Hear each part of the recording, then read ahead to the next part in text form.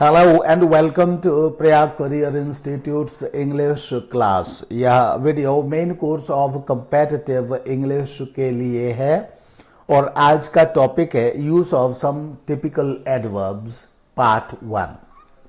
तो आइए use of some typical adverbs part 1 नाम के इस वीडियो को स्टार्ट करते हैं। द फर्स्ट रूल और the first point is too, TOO।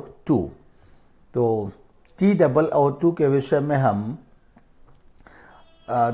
Page के दूसरी साइड पर हम टॉप पर जाते हैं, शिफ्ट होते हैं एंड इसके बाद फिर हम यहां से स्टार्ट करते हैं। What is to?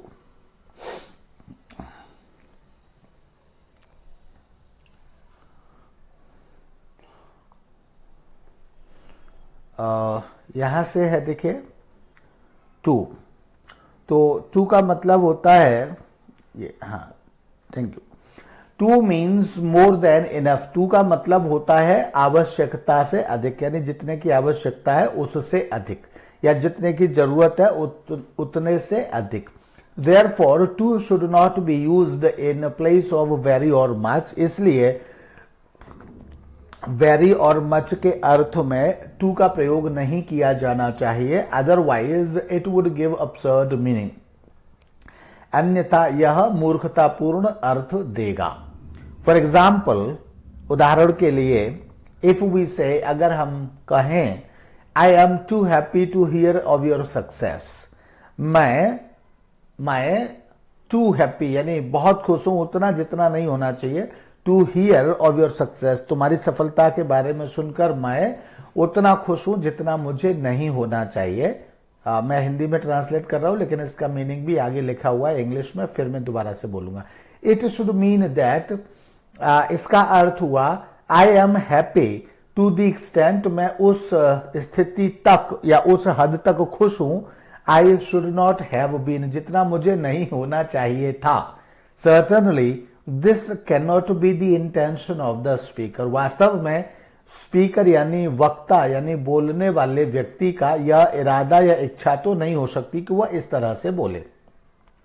The correct form of this sentence would be, इसलिए इस सेंटेंस की जो सही फॉर्म या सही स्वरूप या रूप होगा, I am very happy to hear of your success. तुम्हारी सफलता के विषय में सुनकर मैं बहुत खुश हूं। वेरी हैप्पी, यह उसका अर्थ या यह उसका सही स्वरूप होगा। It should be remembered that, यह ध्यान रखना चाहिए कि too has a negative sense और the sense of undesirability. Too में या तो नकारात्मकता का अर्थ या भाव होता है, या फिर अनडिजायरेबिलिटी अनिच्छा और अनिच्छा का अर्थ होता है, अनैच्छिक अर्थ होता है, यानी किसी चीज की हमें इच्छा नहीं है, ऐसा अर्थ होता है। Too should be used keeping in mind this sense of its meaning, मतलब इसका यह अर्थ ध्यान में रखते हुए ही टू का प्रयोग करना चाहिए। Sense of its meaning and implication, इसी अर्थ को ध्यान में रखते हुए हमें टू का प्रयोग करना चाहिए। For example, the following sentences are wrong. इसलिए उदाहरण के तौर पर ये जो नीचे सेंटेंसेस लिखे हैं 1 2 3 4, ये गलत है। You are too kind to me, अर्थात तुम उतने दयालु हो जितना तुमको नहीं होना चाहिए। तुम मेरे प्रति उतने दयालु हो जितना तुमको नहीं होना चाहिए। तो कोई ये तो नहीं बोलना चाहेगा शी इज टू ब्यूटीफुल, यानी वह उतनी सुंदर है जितना उसको नहीं होना चाहिए। तो यह भी कोई भी लड़की, शी मीन्स किसी न किसी लड़की या स्त्री के लिए कहा गया है, तो नहीं सुनना चाहेगी। ही इज टू इंटेलिजेंट, वह इतना होशियार है या इंटेलिजेंट है जितना नहीं होना चाहिए, तो यह भी कोई व्यक्ति नहीं सुनना चाहेगा।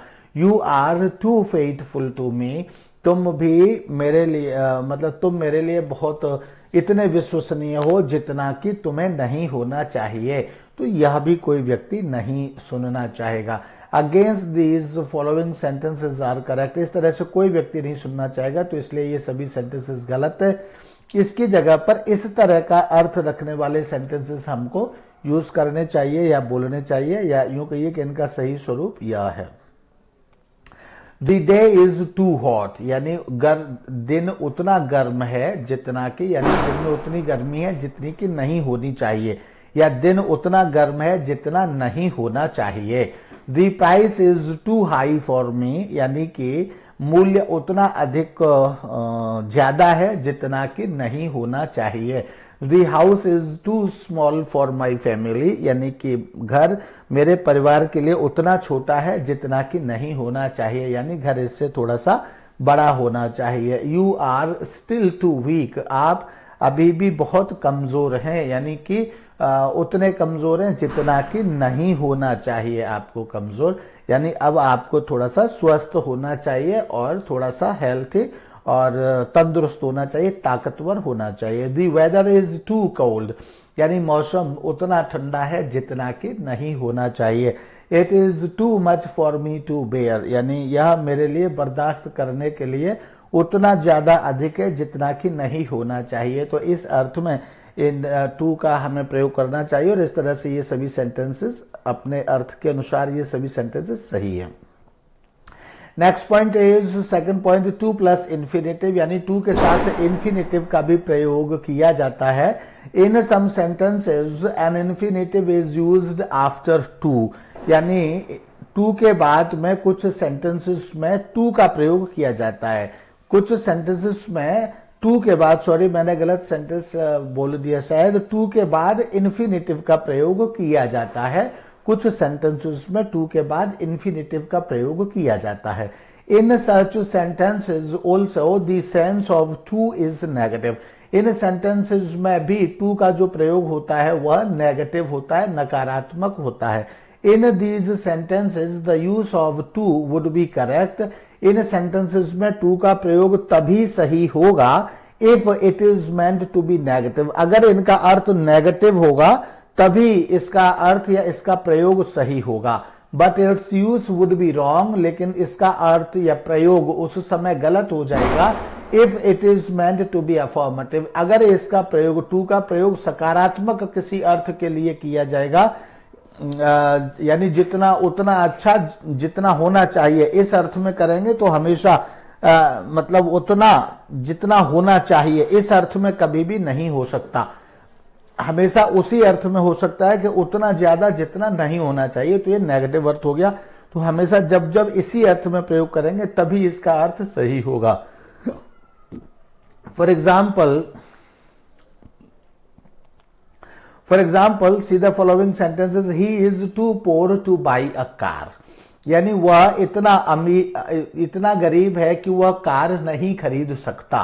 तो यह एक अर्थ सही है कि इतना गरीब है कि वह कार नहीं खरीद सकता, too poor to buy a car, तो यह सेंस नेगेटिव है और यह उतना गरीब जितना नहीं होना चाहिए। तो इसलिए यह सेंटेंस सही है और इसका अर्थ भी सही है। लेकिन he is too rich to buy a car, तो उसको उतना अमीर जितना कि नहीं होना चाहिए, और अमीरी कार खरीदने में बाधक है, तो यह एक मूर्खतापूर्ण अर्थ है। तो इस तरह के सेंटेंसेस गलत होते हैं। The first of these sentences is correct because it means that he is so poor that he can not by a car, वह इतना गरीब है कि वह कार नहीं खरीद सकता, पहले का अर्थ यह है। But the second sentence is wrong, क्योंकि दूसरा सेंटेंस गलत है, बिकॉज इट वुड मीन, इसका अर्थ होगा he is so rich that he can not by a car. तो चूंकि वह इतना गरीब है कि वह कार नहीं खरीद सकता, तो यह क्या है, यह तो एक गलत अर्थ हो जाएगा, तो इसलिए यह गलत है। पेज को मैं दूसरी तरफ शिफ्ट कर लूं, यस ठीक, थैंक यू। तो by the correct form of the second sentence would be, इस सेंटेंस की जो सही फॉर्म है वो इस तरह से होगी, he is rich enough to buy a car, he is rich enough to buy a car, सही फॉर्म इसकी यह होगी, ठीक है। तो he is rich enough to buy a car, the following sentences are correct, इस तरह से जो निम्न सेंटेंसेस हैं वे सभी सही हैं। He is too weak to run, यानी दौड़ने में वह उतना कमजोर है कि दौड़ नहीं सकता है, दौड़ने के लिए कमजोर है।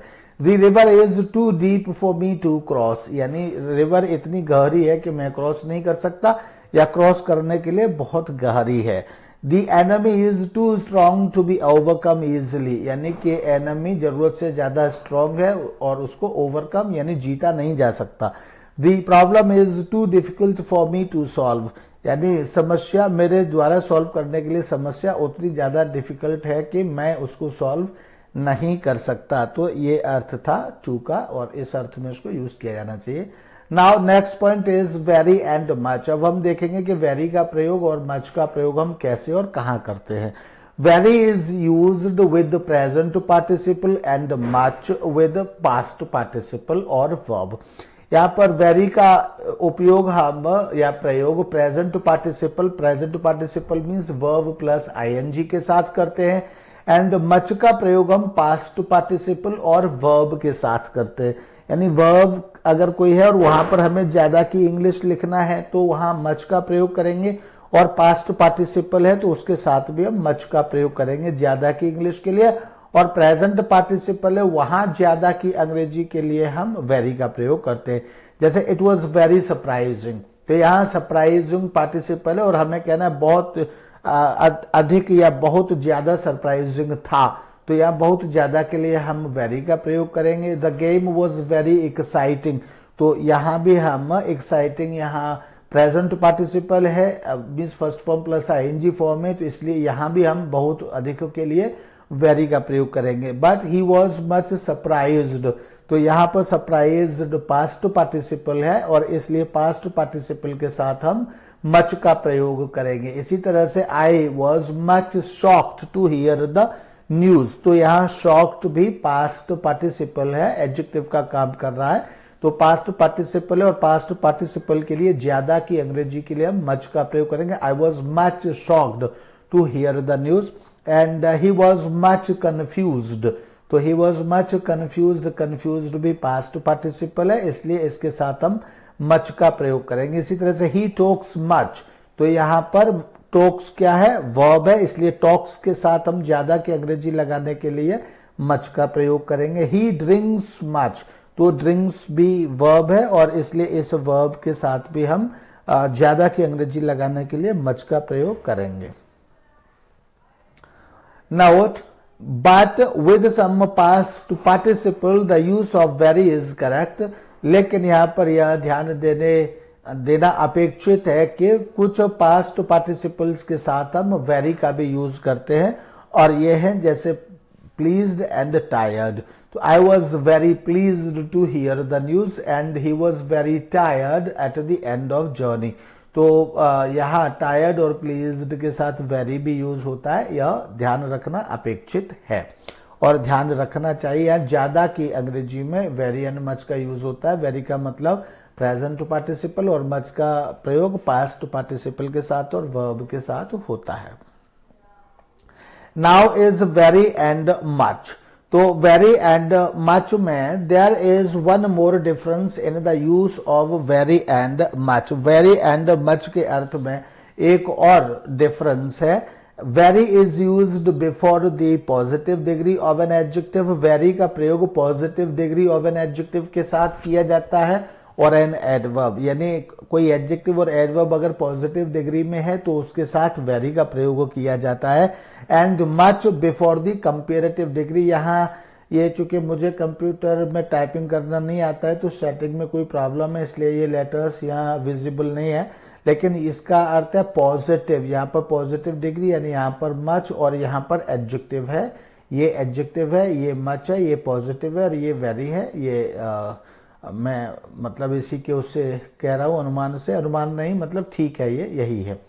तो very is used before the positive degree of an adjective और एन एडवर्ब, तो पॉजिटिव डिग्री एडजेक्टिव या फिर एडवर्ब से पहले वेरी का प्रयोग होता है। And much before the comparative degree of an adjective और एडवर्ब, यानी यदि कोई एडजेक्टिव या एडवर्ब अपनी कंपेरेटिव डिग्री में है तो उसमें ज्यादा की अंग्रेजी लगाने के लिए हम मच का प्रयोग करते हैं।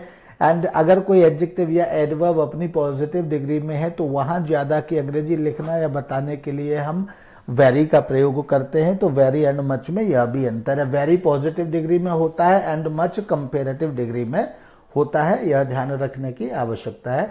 जैसे Ram's house is much bigger than Mohan's, तो यहाँ पर बिगर कंपेरेटिव डिग्री में है, कंपेरेटिव डिग्री में होने के कारण यहाँ इसमें मच का प्रयोग किया गया है। One is much more trustworthy, तो यहाँ मोर ट्रस्टवर्दी कंपेरेटिव डिग्री में है, यहाँ बिगर कंपेरेटिव डिग्री में था। इसी तरह से मोर ट्रस्टवर्दी ये कंपेरेटिव डिग्री में है, इसलिए इसके साथ यहाँ पर मच का प्रयोग किया गया है। And Hari is much better placed than Rajesh, तो यहाँ बेटर प्लेस्ड, तो बेटर प्लेस्ड जो है ये भी कंपेरेटिव डिग्री है एंड इसलिए बेटर प्लेस्ड के साथ में यहाँ पर मच का प्रयोग किया गया है। इसी तरह से इंटेलिजेंट यहाँ एडजेक्टिव है और ये पॉजिटिव डिग्री है, इसलिए इसके साथ वेरी का प्रयोग किया गया है। एंड महेश इज वेरी पोर, और पोर भी ये एक पॉजिटिव डिग्री है और एडजेक्टिव है, इसलिए इसके साथ भी यहाँ पर वेरी का प्रयोग किया गया है। देन इसके बाद फिर हम चलते हैं नेक्स्ट टॉपिक पर, एंड ये था वेरी एंड मच को लेकर। एंड अब इसके साथ हम अभी वेरी मच ही चलेगा, लेकिन नेक्स्ट पॉइंट पर नाउ इसको थोड़ा सा सेट करेंगे पहले पेज को। Note under the above rule, ऊपर जो रूल लिखा हुआ है उसके अंतर्गत very much can also be used in the comparative degree, comparative degree में भी वेरी मच का प्रयोग किया जा सकता है, but not in the positive degree. Positive degree में वेरी मच का प्रयोग नहीं किया जा सकता, यानी मच तो कंपेरेटिव डिग्री में होता ही है, लेकिन उसके साथ वेरी का भी प्रयोग किया जा सकता है, यानी वेरी मच लिखा जा सकता है कंपेरेटिव डिग्री में, लेकिन पॉजिटिव डिग्री में नहीं हो सकता है। This is also the rule. Next fifth point is very and much. Very and much के विषय में और यहाँ पर है एक बात, very and much can both B used in the superlative degree also. Very और मच दोनों ही का प्रयोग सुपरलेटिव डिग्री में भी किया जा सकता है, दोनों का ही किया जा सकता है, but the rule is that very is used after the article. Rule यह है कि वेरी का प्रयोग तो आर्टिकल दी के बाद किया जाता है, एंड मच बिफोर दी, और मच का प्रयोग दी से मच का प्रयोग दी से पहले किया जाता है और वेरी का प्रयोग दी के बाद किया जाता है। यहां पर फिर से देख लीजिए degree also, but the rule is that very is used after the article the, very का प्रयोग आर्टिकल दी के बाद किया जाता है, एंड मच बिफोर दी, और मच का प्रयोग दी से पहले किया जाता है। For example, he is much the best boy of the class, तो यहां मच का प्रयोग किया जा रहा है सुपरलेटिव डिग्री के साथ, लेकिन मच का प्रयोग दी से पहले किया जा रहा है। Rakesh is much the richest, तो यहां भी मच का प्रयोग आर्टिकल दी से पहले किया जा रहा है। Cow is the very gentlest animal, तो यहाँ जेंटलिस्ट से पहले वेरी और वेरी से पहले आर्टिकल दी, यानी कि यहाँ पर वेरी का प्रयोग किया जा रहा है, वह दी के बाद किया जा रहा है। This is the very best book available here, तो यहाँ भी वेरी का प्रयोग आर्टिकल दी के बाद किया जा रहा है। ये स्ट्रेस लगाने के लिए होता है, जिसका मतलब होता है सबसे अच्छा और बहुत अच्छा। Much and very much, much और वेरी मच का यूज कहां पर होता है? Very much can be used with the verb in affirmative sentences only.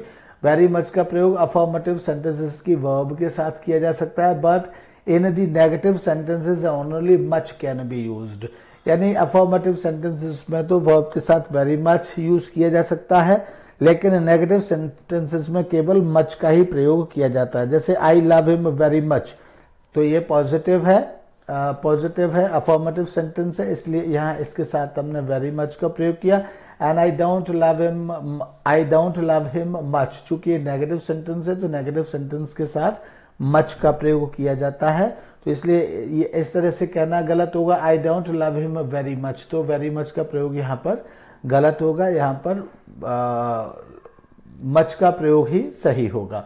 तो अफर्मेटिव सेंटेंसेस में वेरी मच का प्रयोग किया जाता है वर्ब के साथ, और नेगेटिव सेंटेंसेस में केवल मच का प्रयोग किया जाता है, वेरी मच का प्रयोग नहीं किया जाता है।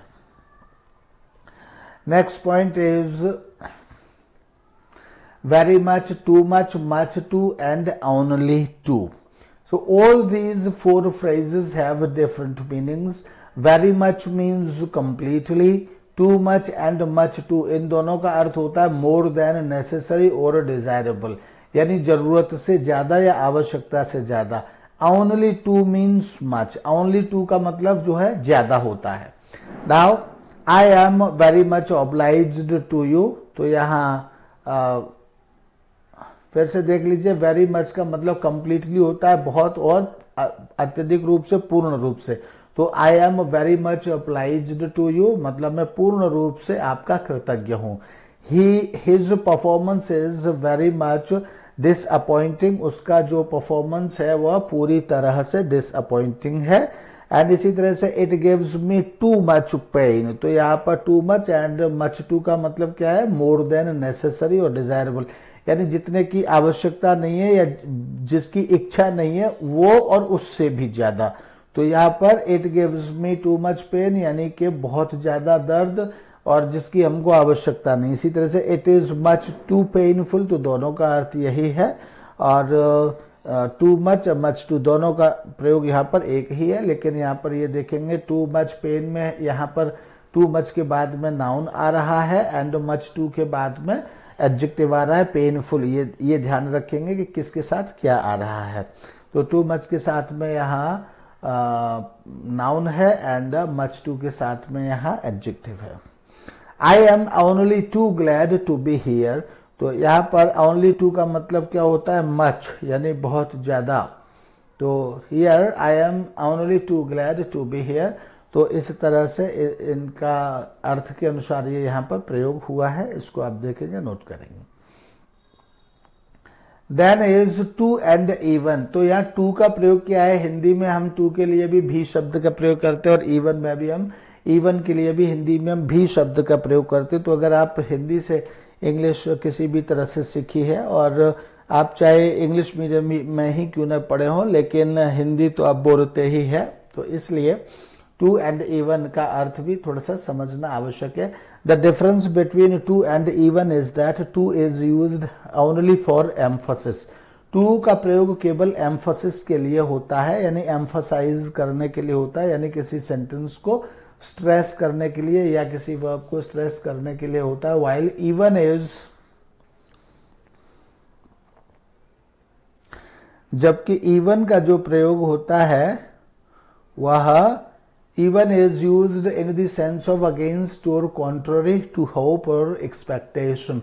जबकि इवन का जो प्रयोग होता है वो विरुद्ध के विरुद्ध या कॉन्ट्ररी या अगेंस्ट यानी के विरुद्ध, किसके विरुद्ध, होप और एक्सपेक्टेशन यानी उम्मीद के खिलाफ के लिए किया जाता है. इवन का प्रयोग मतलब टू तो केवल एक स्ट्रेस मात्र है या एम्फोसिस है, एम्फोसिस के लिए टू का प्रयोग किया जाता है. लेकिन इवन का प्रयोग तो अगेंस्ट या फिर मतलब किसी होप या एक्सपेक्टेशन के अगेंस्ट या कॉन्ट्ररी यानी कि उसके खिलाफ या उसके विपरीत दिखने के लिए किया जाता है.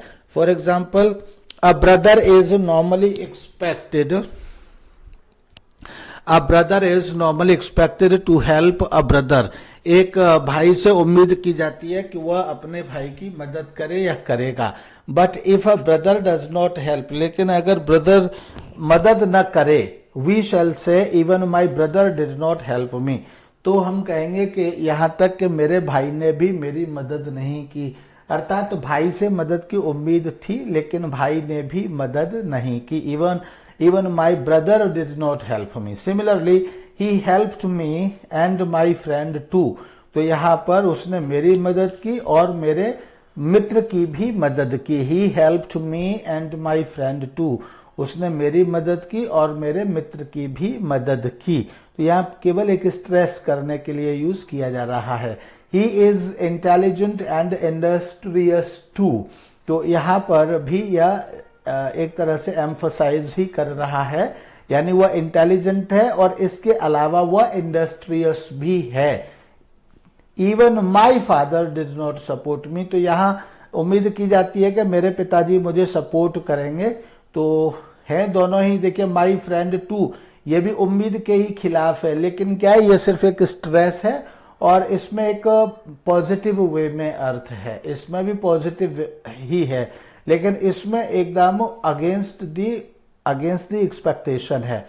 Even my father did not support me, यानी कि उम्मीद करता था कि मेरे पिताजी मेरी सपोर्ट करेंगे, कोई भी उम्मीद करेगा कि पिताजी सपोर्ट करेंगे, लेकिन even my father did not support me, यानी कि मेरे पिताजी ने भी मेरी मदद नहीं की, यानी मुझे उम्मीद थी पिताजी से मदद की और फिर भी पिताजी ने मेरी मदद नहीं की, तो इसलिए इवन यहाँ पर भी, उसमें उम्मीद के खिलाफ भी के लिए यहाँ पर इवन का प्रयोग होता है।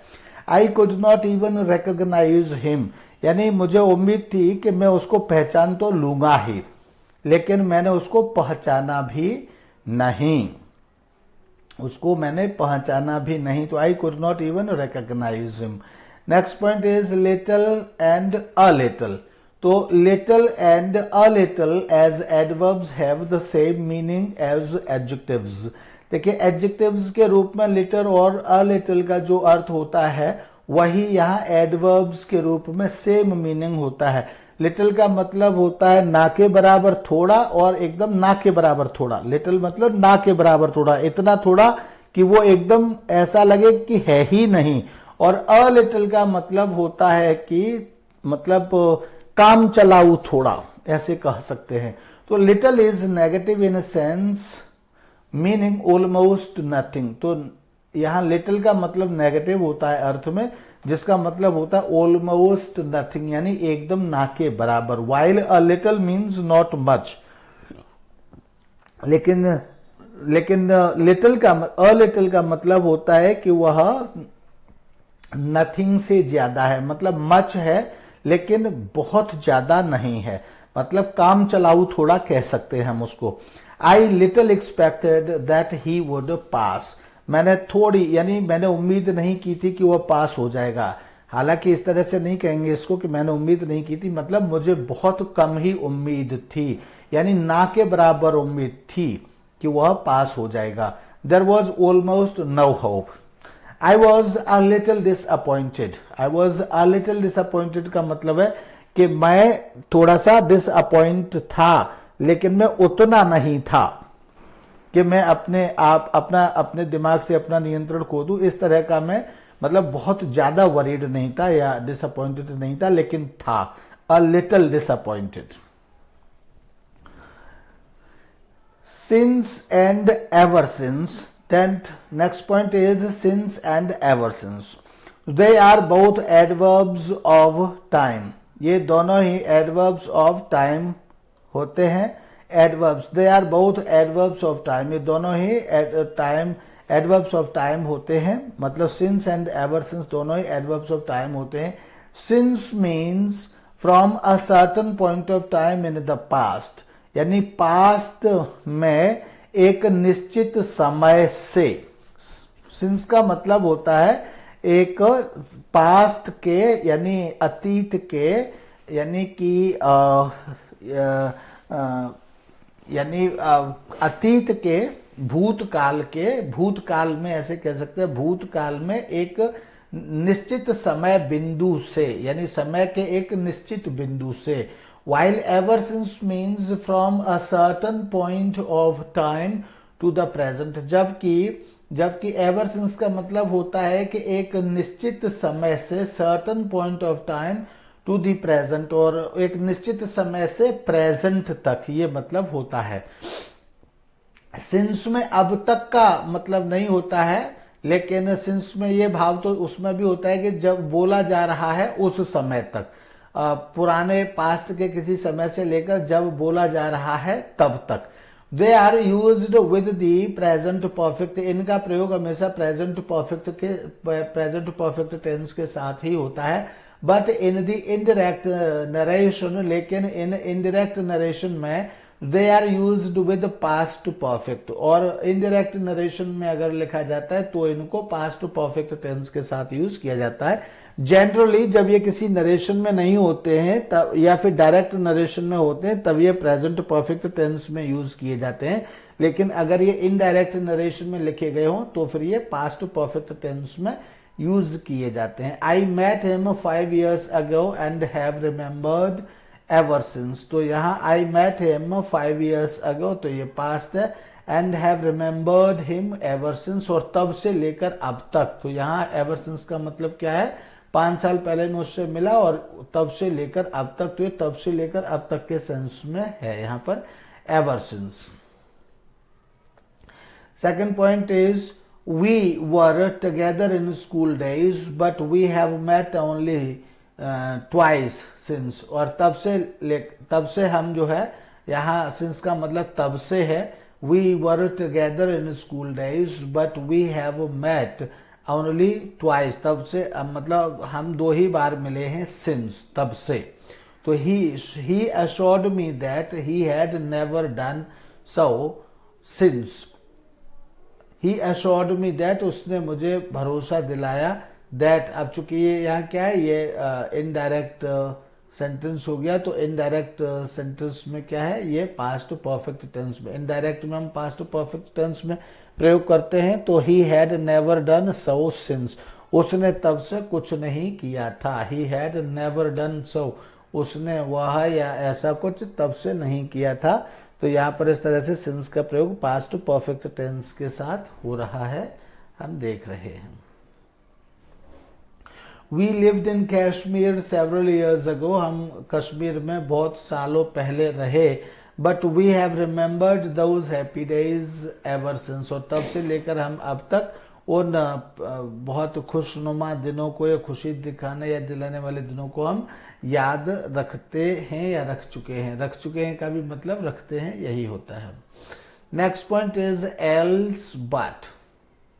अगला पॉइंट है else dot dot dot but. Else is followed by but, यानी एल्स यहाँ आता है तो उसके आगे जहां से भी कंजक्शन की आवश्यकता है वहां बट से स्टार्ट होता है। Else is followed by but not then, यानी एल्स के बाद बट का प्रयोग किया जाता है, देन का प्रयोग नहीं किया जाता है कंजंक्शन के रूप में।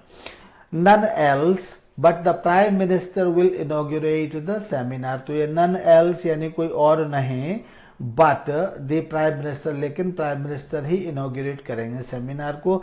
आई met none else but your father, मतलब मैं किसी और से नहीं बल्कि तुम्हारे पिताजी से ही मिला था।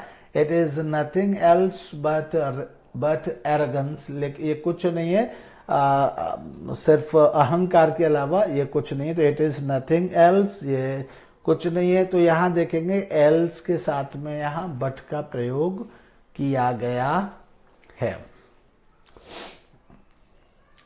Next point is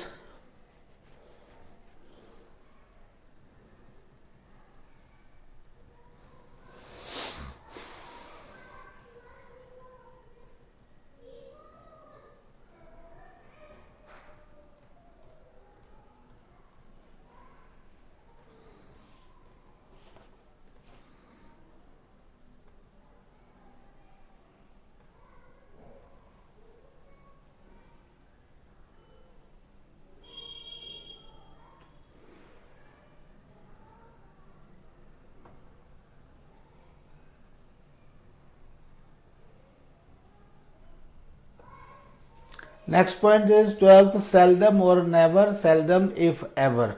The correct expressions are seldom or never, तो करेक्ट जो एक्सप्रेशंस होते हैं वो सेल्डम और नेवर ये दोनों एक साथ यूज किए जाते हैं।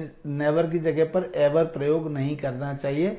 एंड सेल्डम इफ एवर, और या फिर सेल्डम इफ एवर, यानी और अगर यूज करेंगे तो नेवर आएगा और अगर इफ यूज करेंगे तो एवर आएगा। ठीक है, यही एक्सप्रेशन होता है और इसी तरह से इनका प्रयोग किया जाना चाहिए। ही सेल्डम मतलब वह बिल्कुल भी नहीं, और वह कभी कभार, सेल्डम मतलब बहुत अकेजनली, कभी कभार ही होता है इसका मतलब seldom.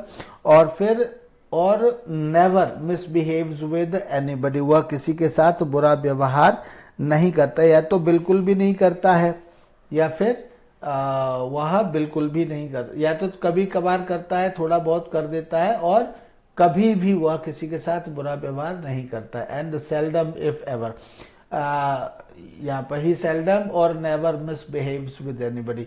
He seldom if ever drinks, वह या तो बिल्कुल मतलब कभी कभार, या वह या तो बिल्कुल भी नहीं या फिर कभी कभार थोड़ा बहुत पी लेता है, या इसका मतलब है यहाँ पर। 13 बिफोर एंड अगो, तो यहाँ बिफोर एंड अगो का प्रयोग क्या है? Both these are adverbs of time, ये दोनों ही एडवर्ब्स ऑफ टाइम है। Before is used with simple past tense, before का प्रयोग सिंपल पास्ट टेंस अथवा प्रेजेंट परफेक्ट टेंस के साथ किया जाता है। While ago is used with simple past tense only, जबकि अगो का प्रयोग केवल सिंपल पास्ट टेंस के साथ ही होता है। चूंकि अगो का मतलब होता है इन द पास्ट, चूंकि इसका अर्थ इन द पास्ट यानी पास्ट को ही लेकर होता है, इसलिए अगो का प्रयोग सिर्फ पास्ट सिंपल पास्ट टेंस के साथ किया जाता है। एंड बिफोर का प्रयोग प्रेजेंट सिंपल पास्ट के साथ भी हो जाता है और प्रेजेंट परफेक्ट के साथ भी हो जाता है। I never before met such a rude man, तो बिफोर मतलब से पहले, यहां मतलब से पहले। I never before met such a rude man, तो यहां पर मैट किसके साथ है? सिंपल पास्ट टेंस के साथ है। I have seen Jaipur before also, before also means पहले, मतलब इस समय से पहले, जिस समय हम बात कर रहे हैं उस समय से पहले means previously, in previous time. इसी तरह से तो ये प्रेजेंट परफेक्ट के साथ में यूज किया गया है। I met him a month ago, तो यहाँ पर एक पर्टिकुलर पूरा मतलब एक टाइम दिया गया है, तो उसके साथ हम पास्ट यूज करते हैं और इसलिए हमने पास्ट के साथ ही यहाँ पर अगो का प्रयोग किया जा रहा है, यानी मैं उससे 1 महीने पहले मिला था। His father died a month ago, तो यहाँ पर भी पूरी ड्यूरेशन हम समय की दे रहे हैं, तो जब समय की ड्यूरेशन इस तरह से देते हैं तब हम अगो का ही यूज करते हैं। तो आप कह सकते हैं कि अगो मतलब जो सिंपल पास्ट टेंस यूज किया जाता है तो उसके साथ अगो ही यूज होता है, लेकिन बिफोर का प्रयोग पास्ट सिंपल पास्ट टेंस के साथ भी किया जा सकता है और प्रेजेंट परफेक्ट टेंस के साथ भी प्रेजेंट परफेक्ट बिफोर का यूज किया जा सकता है। नोट अगो सजेस्ट पास्ट टेंस, अगो का अर्थ ही मतलब पास्ट टेंस से लिया हुआ होता है, इसलिए therefore it should not be used with any form of the present tense, इसलिए यह प्रेजेंट टेंस की किसी भी फॉर्म के साथ इसका प्रयोग नहीं करना चाहिए। therefore the following sentences are wrong, इस तरह से निम्नलिखित सेंटेंसेस गलत हैं। I have arrived here only a little ago, मैं थोड़ी देर पहले ही यहाँ पर आया हूं, यानी अगो मीन्स इन द पास्ट, ये पास्ट कहने से इसका अर्थ खत्म हो गया और इस तरह से ये गलत हो गया sentence. I have completed my work an hour ago, तो यहाँ पर अगो का मतलब चूंकि होता है इन दी पास्ट, इसलिए पास्ट कहते ही यह सेंटेंस भी गलत हो गया।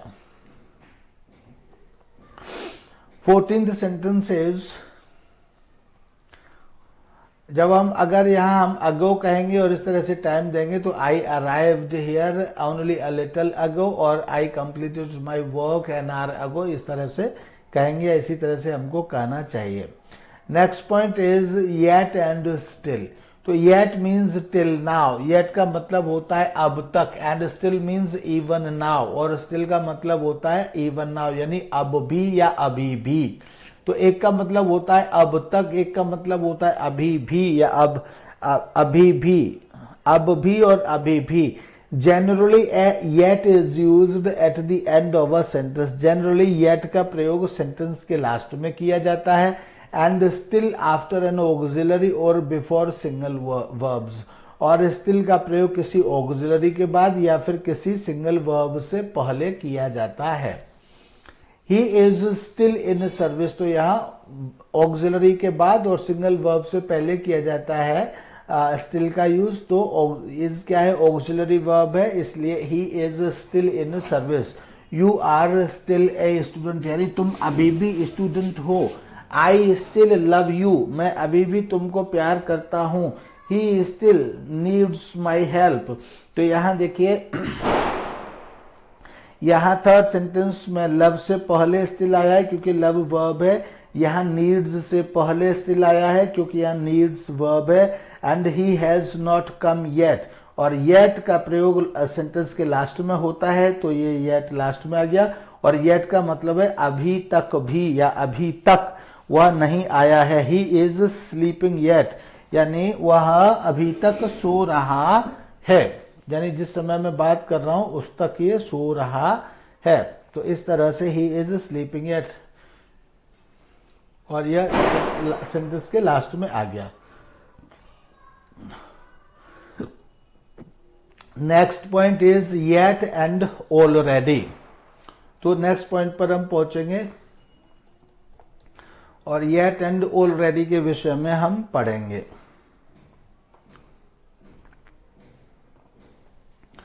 Already is used in affirmative sentences. Already का प्रयोग अफॉर्मेटिव सेंटेंसेस में किया जाता है and it means before this point of time, और इसका अर्थ होता है समय, इस समय बिंदु से पहले। Yet is used in negative और इंट्रोगेटिव सेंटेंसेस। येट का प्रयोग नेगेटिव और इंट्रोगेटिव सेंटेंसेस में किया जाता है and it means even now, और इसका प्रयोग, इसका अर्थ होता है अब भी, या फिर टिल नाउ मीन्स अब तक, और नॉट टिल नाउ यानी अब तक नहीं। आई have already finished my work. I have already finished my work, मैं अपना काम पहले ही पूरा कर चुका हूं। He has left for office already, यानी वह पहले ही ऑफिस जा चुका है। I have not yet finished my work, मैंने अभी तक अपना काम फिनिश नहीं किया यानी खत्म नहीं किया है। He has not yet left for office, वह अभी भी ऑफिस के लिए नहीं निकला है। And are you not yet ready, क्या तुम अभी भी तैयार नहीं हो। So this is in this way.